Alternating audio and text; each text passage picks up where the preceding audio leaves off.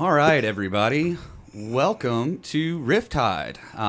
This is our first podcast. Hey, groovy guys and gals. My name is Ben.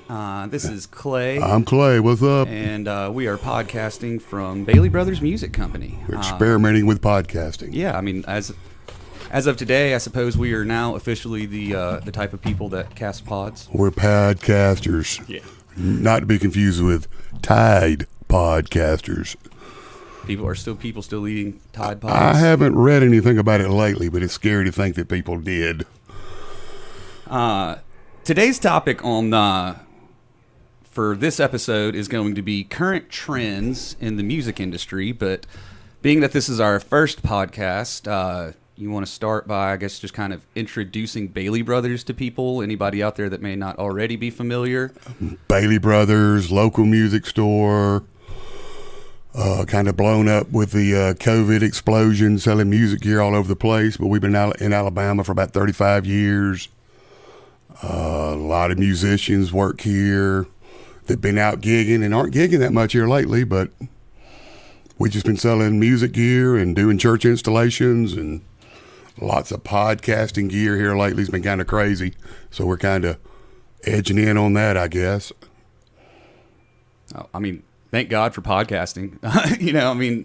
Interfaces and everything else, I feel for all my friends and stuff out there who have businesses. Their businesses hit the tank, when the COVID thing kicked in, and it's kind of like our business just exploded, sending music gear all over the dang nation. Which is crazy because the music industry as a whole has been pretty well crushed by this. Nashville being closed, and here locally, are they even open anymore? Now it's till 11 o'clock or?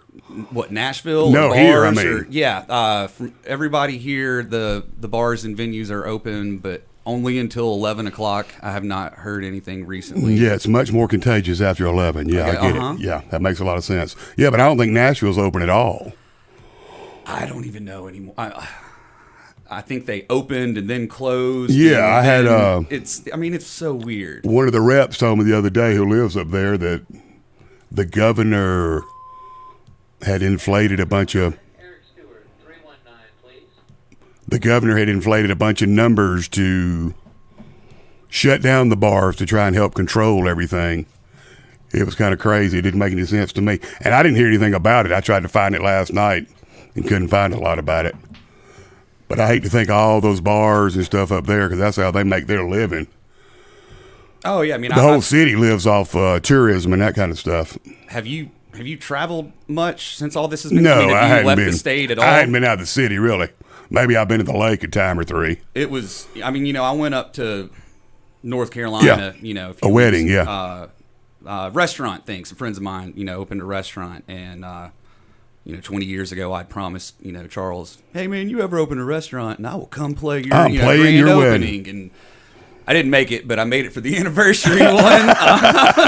But it was a thought that counted. It was really interesting, going through Georgia and South Carolina and North Carolina and just kind of seeing the different ways that all the different communities are dealing with the COVID. Yeah, it's some places are like really hardcore on the masks, and other places you could just tell nobody's wearing them. We've got, a guy that used to work here lives up north, and he said they're more or less shut down still up there. Yeah. California's the same way. It's Alabama's kind of like, we're just kind of getting back to normal. We're normal. We're not too far from the norm anyway. Right.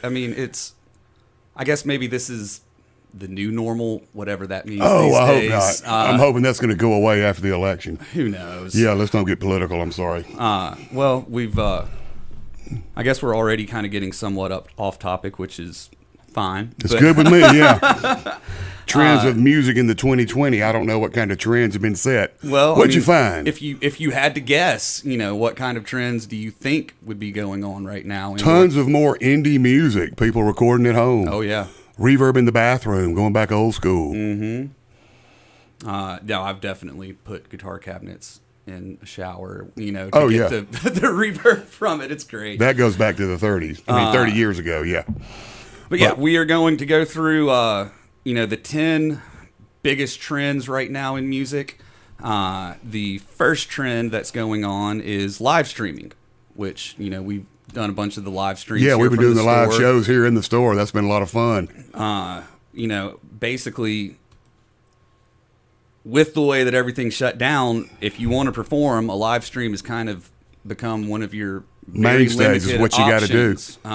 Well, it worked out pretty cool for us. We had some great shows. We were putting them all on Facebook, and now from what I understand, Facebook's not letting you do that anymore. Did we ever figure out why exactly?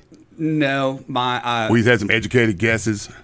I have suspicions. You know, I think Zuckerberg's like developing a new streaming platform app, and he's, you know, kind of taking the air out of the sails from the Facebook platform, preemptively getting ready for His debut. his next wave. His new Spotify book or whatever it may it's be. gonna be. Yeah, I mean, What I heard, it was like playing not patented music, but copyrighted music, and people Yeah. didn't want to do that. And it was a big soap opera figuring out who owed the money or how you got paid, or which made sense anyway. But I mean, it kind of does and doesn't. But you know, it's one thing to take copyrighted music and, you know, release it as your own, but, you know, I from a guess just to performance perform it. standpoint, Yeah. that's I don't know.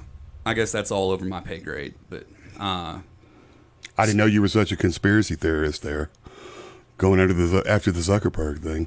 I don't think you're that far off base, personally. I don't. I just think about it from the standpoint of, you know, if this is what I was doing, why would I be doing it? That's what I would do. Yeah, Yeah. I get it. Makes sense. Not like I own Facebook. Not like I have any actual insight into Facebook for anybody out there that's, you know, getting upset. This is just speculation. But I hate they stopped putting live music on there. I mean, it was getting a lot of people a lot of exposure. We're going to move ours over to YouTube, you know, when we get it going back again. Gotcha. Do we have all our shows up on YouTube now? Most of them are up on there. We've got a few others that still. Because I did have somebody ask about it the other day. Yeah. But we certainly need to get them over there before they magically disappear from Facebook. I mean, we've got hard. Are they still on our Facebook page now? The last time I checked, they were. Okay. You know, I haven't looked this morning. You never know. I get it. But the next trend is Spotify subscriptions are way up. You know, both in the number of subscriptions and in the amount of time that people are listening. Now, what do you use? What do you use for your music? Pandora or XM? XM in my car. My wife uses Spotify. And it's kind of frustrating to me because I hear something I like. She's playing, and I'm like, what is that? I can't really tell. Mm-hmm. I don't know who's playing. I don't know how I couldn't find it again if I had to. It doesn't give you the listing, or I'm listening it through a box over there. I'm not looking at her phone or whatever. And it's not like we're just sitting around contemplating music. We just got it playing in the background. I'm like that. Who's that? She doesn't have a clue. No, there's been. I remember in the, you know, spring maybe. I don't know, a couple months ago. You know, we were streaming music while we were playing golf a lot, and I kept noticing, you know, me and Charlie both would hear like a song and be like, wow, that's kind of cool. Who is that? You know, and like every time it was this band called the Wood Brothers, which neither one of us was particularly familiar with, but it was actually I guess a good example in the algorithms of taking the stuff that you're listening to, and then they put other stuff in figures out what you like. Yeah, you know, it knows what you like better than you do. You'll like the vein of this stuff pretty also. much. But, you know, if you haven't heard the Wood Brothers, you'll go check them out. They're pretty cool. I will. Shorter song lengths is another trend. And this one, I don't know. It kind of makes sense, kind of doesn't make sense. Last year, the average song length was 3 minutes and 7 seconds. Oh, excuse me, that's this year, which is 30 seconds shorter than last year. And, you know, the experts say that it's because of streaming and the way that people are listening to music, but it's not because they require a certain length of time for a song to be successful. Or well, I mean producers, you know, are trying to hook people within the first few seconds, but like, I feel like if you've got them hooked, like you could play a 4-minute song. You know, I don't feel like keeping it at 3 minutes. Sure, they're not going to turn the channel at 3 minutes because they're tired of it. And I understand the old school way of doing things with the radio, and you have to have a radio cut and this, that, and the other. But Got to have a break for a commercial, but sure. when you're talking about streaming and the internet, it seems like those No time limitations. right. I get it. But one of the things that may be related to this is the way that people will skip songs on some of those platforms may have something to do with it. That the shorter songs are less likely to get skipped and jumped over. Yep. I don't know. That one was kind of unusual for me. All right, here's one, and this one was new for me. I did not know anything about this, but there is something called lo-fi hip-hop. That's a new trend. I'm out with that. What is that? What it is, it's slow tempo beat tracks, basically using samples, which is something that hip hop's been doing for a long time. It's a big thing with Generation Xers, which is why we didn't know anything about it. But I pulled some of it up earlier, and I actually didn't hate it, which I was surprised by because I'm generally not a hip hop fan at all. There's a bunch of the slow hip hop stuff that I like that I end up listening to just because it pops in on whatever I happen to be listening to. There's no lyrics, it's real slow. Like the kids are using it to, put on while they sleep or when they study. Here, I had some of it pulled up. See if we get in trouble. I'm thinking it's kind of like when you get a massage or something music. Yeah, it's like mood music.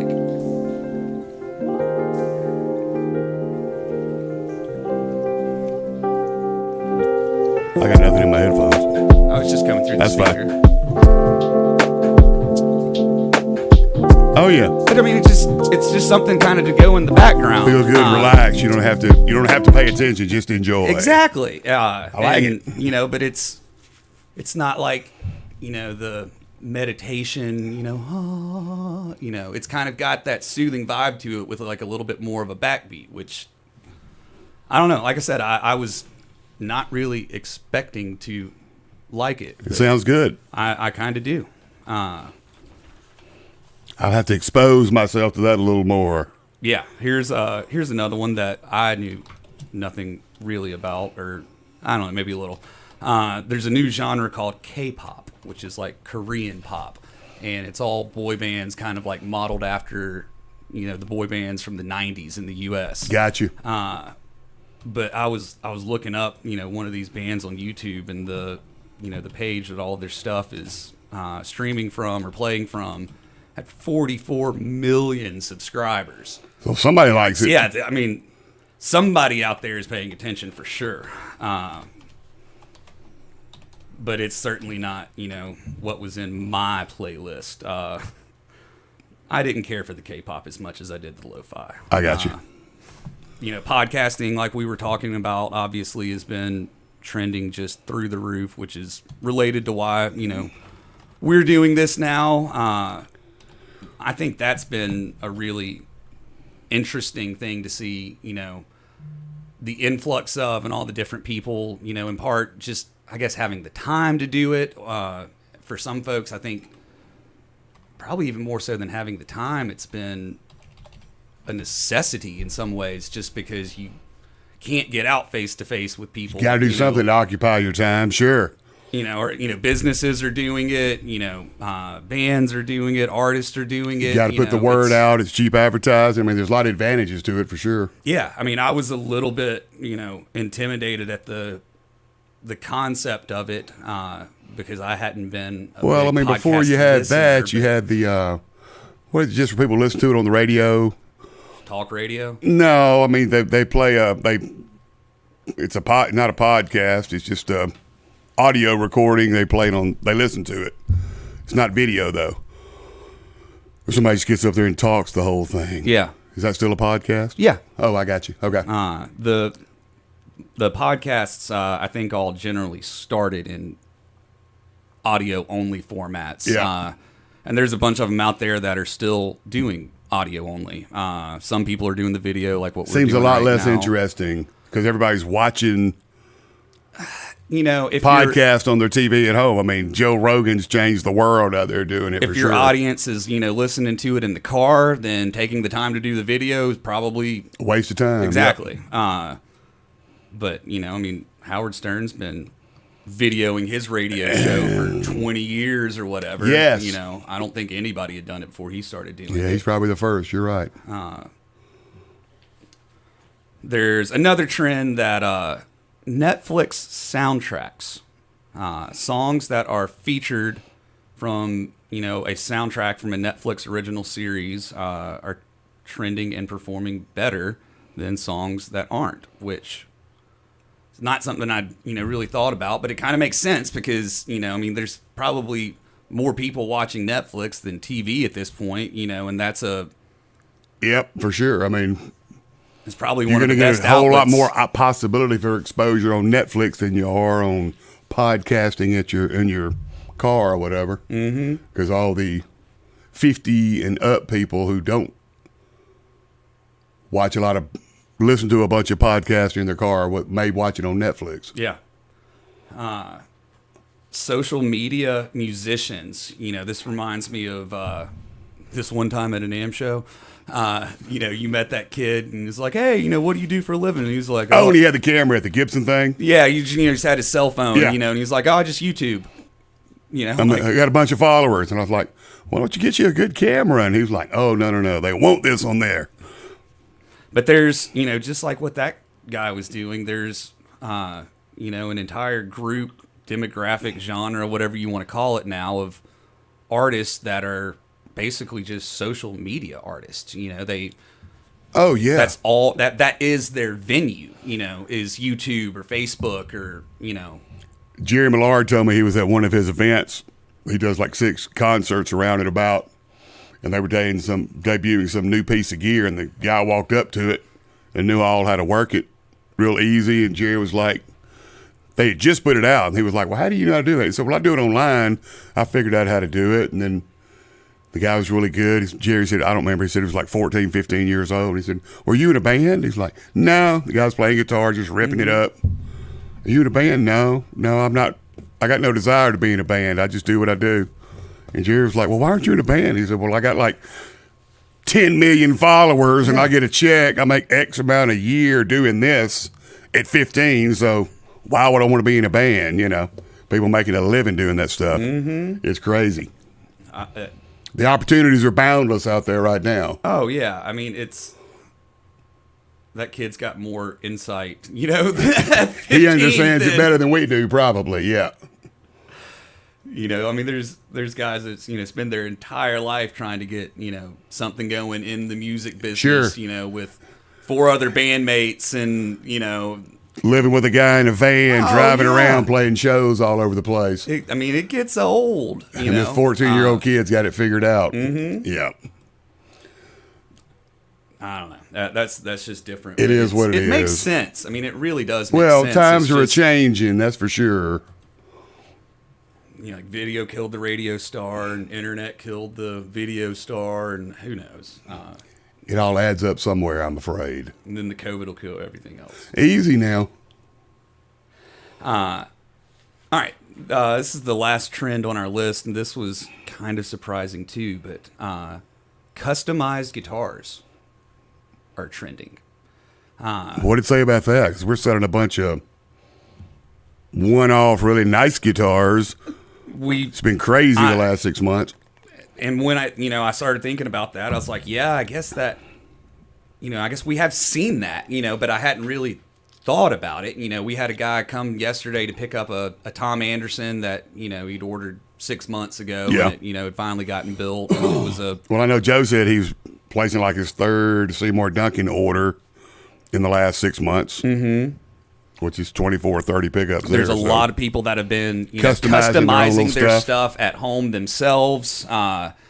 You know, there's people that are special ordering, you know, custom built stuff and having things designed. But, you know, there's certainly a lot of people, just like the home recording and the podcasting, you know, people have got more time on their hands, you know. They want to devote more money and want to make sure they got the right tools to accomplish the task. Hey, why not put new pickups in my guitar? Sure. You know, what else do you have to do kind of thing. You got that right. And, you know, if you're kind of looking for a different sound, you know, that's a pretty cost-effective way to upgrade what you're doing, without, sure. you know, having to go out and just buy a completely new whatever it is that you're playing. But you know, it's been kind of interesting to watch.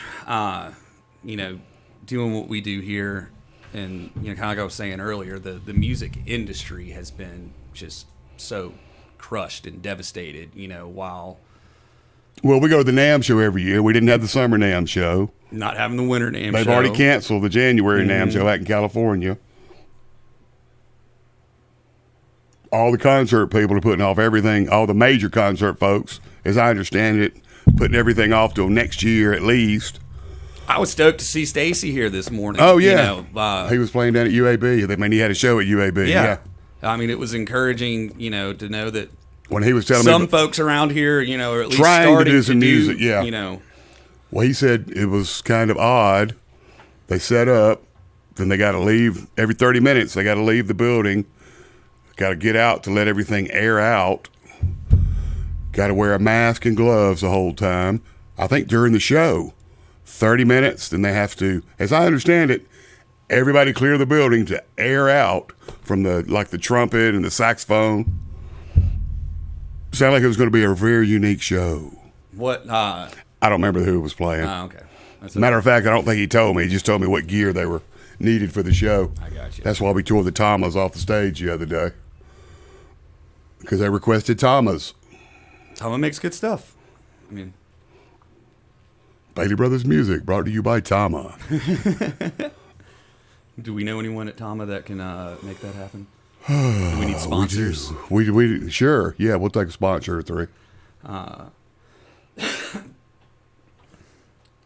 Is there anything, you know, that you've noticed that you foresee being, you know, kind of the wave of the future, or, you know, of this stuff? What do you think is here to stay? What do you think is a flash in the pan? And I've been trying to figure out how musicians are going to make a living. You know, if you're going to play music for a living, if you can't go out to a show, I mean, really, most of the shows I've heard about are people playing at a wedding, that kind of thing, you know. And that's going to a lot of DJs. It seems like people are going more toward DJs and having a live band. I don't know if it's financial or just the amount of people they're having at the events. I went to a wedding not long ago. Everybody was social distancing at the wedding, mask required. Then we went to the reception. It was like everybody knew everybody. Nobody had a mask on. It was just like a big party. Mm-hmm. So I don't know how musicians are going to make a living if it's not on YouTube with people viewing, or, you know, I guess Spotify. How do you get on that? You got to have a contract. They got to have a demand for your music. I mean, I don't know if I've researched. No, I think on Spotify, about how people getting paid. Though you don't get paid well at all. Spotify is terrible. The worst. Oh yeah. Who's the best? YouTube. YouTube's okay. You know, I think they're more fair about it, but and I don't have any exact numbers, but you know, maybe that's the what Facebook's going to do. Stuff, you know, has been terrible. Oh yeah, I mean, you have like 1 million streams, and they'll send you a check for like 40 cents or something, just absurd. Yeah, that's hard to make a living like that. Hard to buy a house. Yeah, I mean, or a new guitar. To me, it's always been difficult to make, you know, money in the music industry from, you know, from the royalties type thing. Yeah. I've always kind of had a philosophy of, you know, it would be better off to just give your music away, you know. Back in the CD era, you know, just print them and hand them out at shows. People, you know, get today people I would listening. just upload it and download it, give it to all your friends, do whatever you want. You know, you make your money when everybody comes to see you live. But now, you know, with no live shows, it's just really terrifying. Right. And I mean, everybody's just been doing the best they can, you know, but it's the one thing, you know, about all of this pandemic stuff is, you know, it's been really obvious how important being digitally relevant, you know, already is and is digital going savvy. to be. I mean, not even savvy, but just knowing how to put it out there. If you don't exist in that digital world, you don't hardly exist anymore. You're right there. At least for the last 6 months, you've had no opportunity if you couldn't put it out. Right. I mean, and we've had people coming into the store, but you know, we've had, you know, so many more people on the website, you know, show us how to make it happen. Yeah. You know, but even local people that, you know, see what we've got, before they come down. Oh, yeah, looking on the website, sure. I had an email from a guy this morning, wanting to know which neck profile, is on the purple PRS from the video, Brian did that we put out a few weeks ago. Awesome. So I mean, there's people that are turning, to these platforms for information, knowledge, education, wisdom, yeah. and things that, it used to be more entertainment oriented and, still are entertainment oriented, but like there's a lot more useful and unuseful content. There's just a lot more content period. Exactly. Yes, I get it. I mean, there's so much of it out there. I mean, you can learn how to, I've rewired my dryer and changed, car parts and, I look everything up on YouTube. My wife fixed our refrigerator a few years ago. It was really crazy to me, but she figured it out. It wasn't a big deal. I mean, I went through a stage where I watched a whole bunch of YouTube videos on how to make YouTube videos. That was... Ba-doom, pop, yep. It was, but that's just kind of how we learn today. It's all information out there for the taking. Uh-huh. If you want to answer, it's right there at your fingertips from the internet, sure. Well, I think we are kind of running low on time. I know that you've got somewhere. Yeah, I got an appointment I got to be at, at. unfortunately. So, But thank you everybody for. Hey, it's our first time. Be kind. Mm-hmm. Clay Bailey here saying thank you from Bailey Brothers Music. Yeah, we will be doing more of these. Episode 2 will be coming out shortly.